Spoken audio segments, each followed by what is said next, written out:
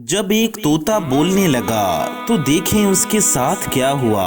तो बस आप इस वीडियो को पूरा आखिरी तक देखें। जल्द से जल्द इस वीडियो को लाइक कर दें और प्यारे दोस्तों चैनल को भी सब्सक्राइब कर लें। मेरे प्यारे दोस्तों, मेरी माओ बहनों, एक आदमी बोलने वाला तोता लाया। वो उसके साथ खूब मजे मजे की बातें किया करता था। सुबह सुबह दाना पानी देकर अपने ऑफिस चला जाता था और शाम को आकर उससे खूब बातें किया करता था। एक दिन उस आदमी की शादी हो गई और वो तोते से कम बातें करने लगा। तो तोता उदास रहने लगा क्योंकि उसका मालिक उसे वक्त नहीं देता था और न ही अब उससे ज्यादा बातें किया करता था। उस आदमी की बीवी तोते से बातें करने लगी, तोते को मियाँ मिट्ठू बोलने लगी। तो तोता खुशी से झूमने लगा और तोता भी अपनी मालकिन को देख के सीटी मारता तो मालकिन खिलखिलाकर हंसने लगती। एक दिन मालिक के जाने के बाद घर में एक अजनबी आदमी आता है। तो तोता उसे देख के पूछता है कि तुम कौन हो। तो मालकिन आती है और उस आदमी को लेकर अंदर कमरे में चली जाती है। ऐसे ही हर दिन का मामूल बन गया। वो अनजान आदमी आता और मालकिन उस आदमी को लेकर अंदर चली जाती।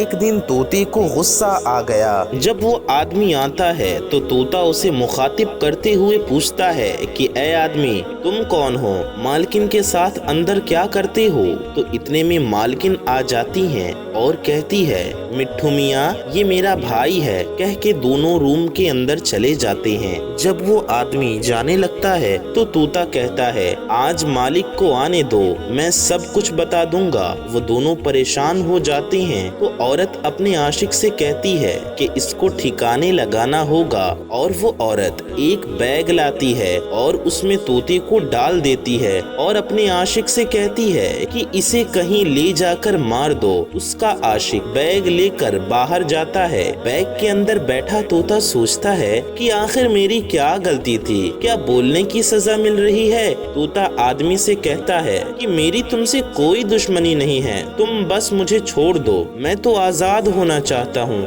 और फिर वापस दोबारा कभी नहीं आऊंगा। वो आदमी सोचता है बात तो सही है, फिर इसको आजाद कर देता है और फिर उड़ता हुआ घर के पास आ जाता है और एक पेड़ पर बैठ जाता है। जब मालिक घर आता है तो उसकी बीवी कहती है, आज जब मैंने तोते को खाना देने के लिए पिंजरा खोला तो तोता उड़ गया। वो आदमी कहता है, पंछी होते ही बेवफा हैं, और रोने लगता है। अगले दिन जब वो आदमी ऑफिस चला जाता है तो उस औरत का आशिक आ जाता है और रूम में चले जाते हैं। तो तोता ये सब देख रहा होता है और उड़ता हुआ मालिक के ऑफिस की खिड़की पर बैठ जाता है। तो तोता उड़ता हुआ घर की तरफ जाने लगता है। आदमी भी उसके पीछे पीछे भागता जाता है। तोता उड़ते उड़ते घर की छत से आंगन में चला जाता है। आदमी भी तोते के पीछे पीछे छत से आंगन में चला जाता है। तोता उड़ते हुए कमरे में जाकर एक ताक पर बैठ जाता है जहाँ उसकी मालकिन और उसका आशिक